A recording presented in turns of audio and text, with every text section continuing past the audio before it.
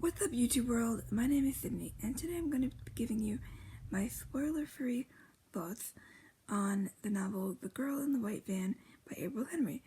Now, if you've watched any of my book reviews before, you know that it is always my intention to make them speedy reviews, but I often tend to go mouth speedy route and be extraordinarily long-winded.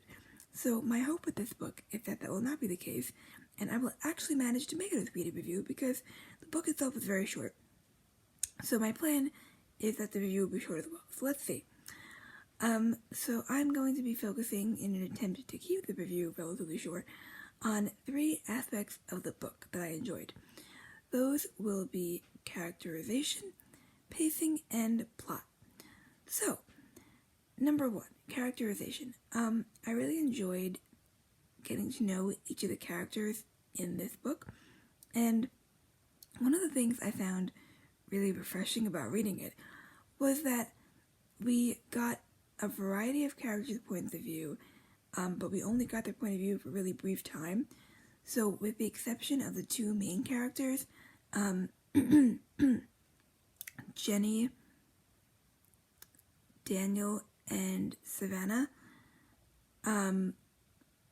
those are ones we got like a couple chapters from, but with the exception of them, each character we received the point of view of was really like brief, a brief time in their head. So from a writing standpoint, like I really enjoyed the way April Henry portrayed the characters, because I love creative writing, and I know for me, like when I'm writing a character, when you want the reader to get to know them, you tend to stay in their head for a while so you can like take time to let the reader become acquainted with their perspective, and to let the reader learn like all the unique things that make the character, their own individual.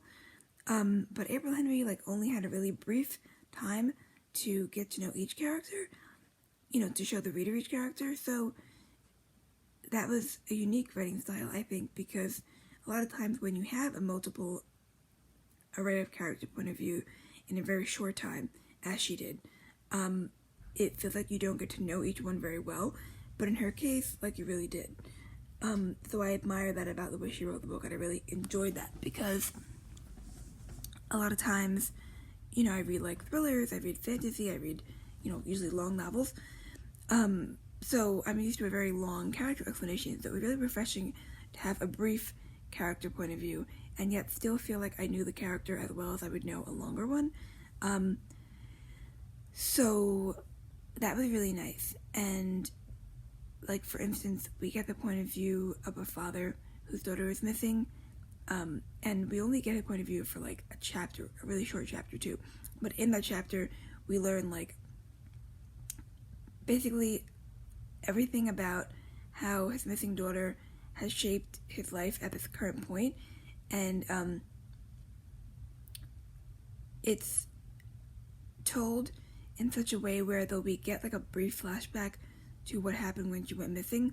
It's primarily in the moment, and that's another thing, like from a writing standpoint, that I really enjoyed, because we talk a lot in my college creative writing classes about, avoiding info dumps, and so like avoiding telling, a huge amount of information at once to the reader, because that could become overwhelming and boring. And so I think April Henry did a really great job about that, because with this character, especially, we only got a point of view. Words, guys. We only got his point of view once, and briefly, but that one brief time was not only enough to get to know him well and really like discover the main inciting incident behind what he's doing right now is the daughter's disappearance, but also she divvied up the time between like the flashback and currently what he was doing in the scene that we were reading from his head in. And so I think she struck that balance really, really well, between the flashback and the current scene, and it didn't feel like stilted or broken up, like sometimes how when you read flashbacks, when you jump between, that the memory and the current time, it can be confusing or feel like not authentic, but she really did it smoothly, and it felt very, like, natural, so I enjoyed that. And this transitions nicely into my second point about the book, which is why I love the pacing. So as I said, each of the characters' point of view, we got aside from the main characters, were very brief, and even for the main characters like Jenny, Savannah, and Daniel, where we had several chapters, the chapters for the most part were short, and the majority of the scenes were high tension scenes. So like, Savannah and Jenny were trying to figure out how to escape from where they were, or Daniel was trying to figure out how to find where Savannah was, and so those were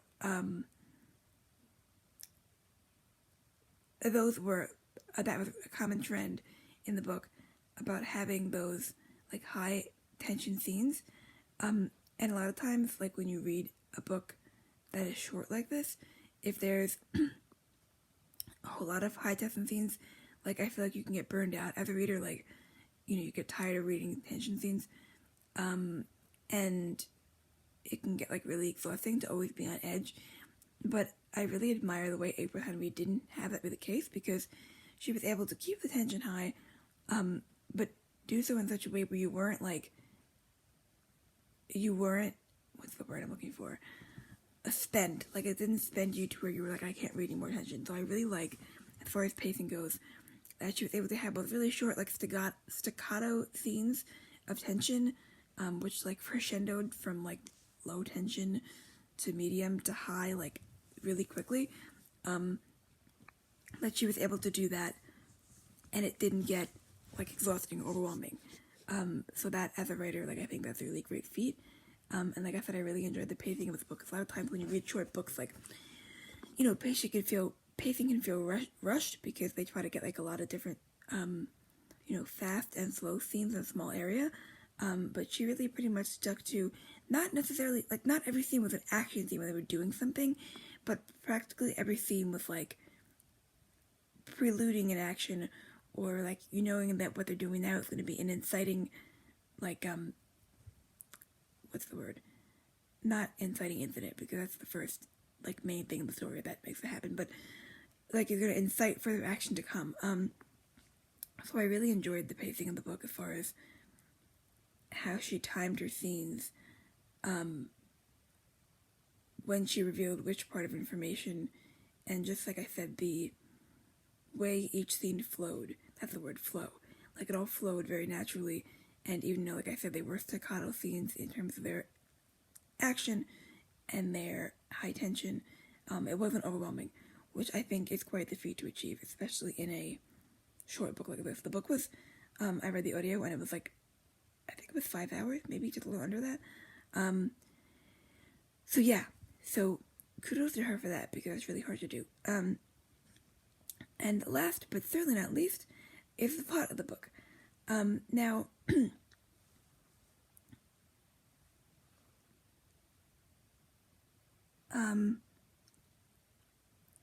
what in the world?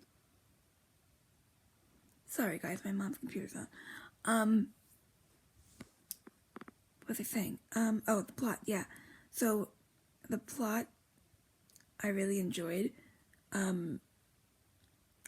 I especially liked the fact that she included quotes by Bruce Lee at the beginning of each chapter, because, first of all, like, they were just some really pretty awesome quotes. Of course, now I can't think of any off the top of my head. Let me see. Darn it, there were some really good ones, which I thought I would remember some of.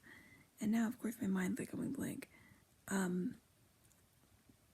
One was, like, something about,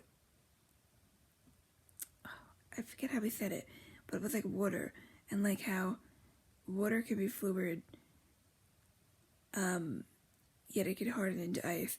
Like, basically, you know, it's not the circumstance that dictates what you become, but it's, you know, the individual you are, because you can't control your circumstances always, but you can control how you react to it.